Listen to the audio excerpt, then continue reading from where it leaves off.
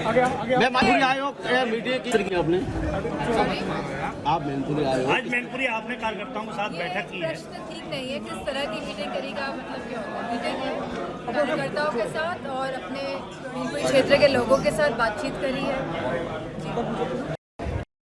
आज बीजेपी अपने प्रत्याशी पहली लिस्ट जारी करने जा रही है, क्या कहेंगे?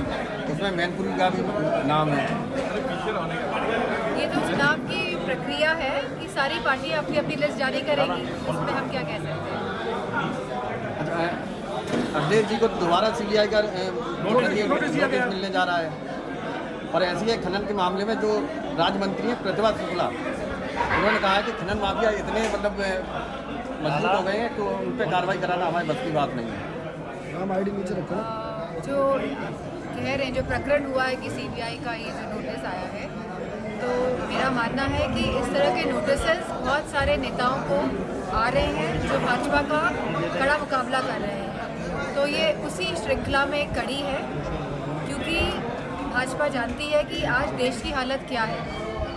हमारा देश जो है वो 1.5 लाख करोड़ के कर्ज में डूबा हुआ है, जहाँ एयरपोर्ट बेचे जा रहे हैं, जहाँ रेलवेज बेची जा रही है, जहाँ जो गवर्नमेंट की जो सरकारी ज़मीनें होती हैं उनको बड़े बड़े उद्योगपतियों को बेचा जा रहा है, जहाँ हमारे युवाओं के जो पेपर दे के आते हैं, जो आशाएं जागृत होती है कि शायद अब नौकरी लग जाएगी, पेपर जानबूझ के लीक करा दिए जाते हैं जिससे कि युवाओं को नौकरी ना मिले। ऐसी योजनाएं लाते हैं अग्निवीर जैसी, जहाँ गांव की अर्थव्यवस्था, क्योंकि गांव के लोग ही फौज में जाते हैं, किसान का बेटा ही फौज में जाता है, हमारी सरहदों की रक्षा करता है, तो ऐसी योजनाएं लाके गांव की अर्थव्यवस्था को खराब करने का काम करते हैं। जहां महंगाई का सवाल है, जहां पेट्रोल का सवाल है, जहां बिजली का सवाल है, और जहां कहते हैं कि $1 ट्रिलियन इकोनॉमी, जहां कहते हैं डिफेंस कॉरिडोर की बात होती है, जहां ग्लोबल समिट की बात होती है, लेकिन पीएम मोदी कह रहे हैं बड़े इंडस्ट्रियलिस्ट आते हैं और कहते हैं 60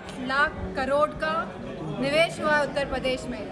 किसी भी इकोनॉमी में अगर निवेश होता है तो वहाँ खुशहाली होती है, वहाँ रोजगार होता है, वहाँ महिलाओं की सुरक्षा होती है, और यह सरकार इन सभी मुद्दों में असमर्थ रही है। लेकिन पीएम मोदी कह रहे हैं कि 10 सालों में 25 लाख लोग जो हैं वो गरीबी रेखा से बाहर आए हैं। जहाँ वो एक तरफ कह रहे हैं कि 25 लाख लोग, भाजपा वाले कह रहे हैं कि गरीबी रेखा से बाहर आए हैं, वहीं वह कह रहे हैं कि हम 80 करोड़ लोगों को अनाज दे रहे हैं। तो ये किस तरह का कैलकुलेशन है, ये कुछ समझ के परे है। ओबीसी की पार्टी ने 7 मुस्लिम बाहुल सीटों पर अपने कैंडिडेट उतारे हैं, इस बारे में आप क्या कहेंगे? मेरा मानना है कि अगर जिन्होंने कैंडिडेट उतारे हैं, जो आप बात कह रहे हैं, अगर वो राउंड द क्लॉक का मतलब रोज़ लोगों से संपर्क बनाए, लोगों की बातें सुने, उनकी समस्याओं का समाधान करें तो अच्छा होगा, तो उनकी पार्टी भी प्रोग्रेस करेगी। ये चुनाव टाइम में जो आते हैं तो इससे कोई फर्क पड़ने वाला नहीं है। सांसद जी, आपकी पार्टी के लोगों को भाजपा में कैबिनेट में जगह मिल रही है? जैसे कि राष्ट्रीय अध्यक्ष जी ने कहा कि पैकेज मिला है, रसगुल्ला मिला है, रसगुल्ले के अंदर क्या मिला है, अब ये बात धीरे धीरे उजागर होगी। ऐसे लोगों की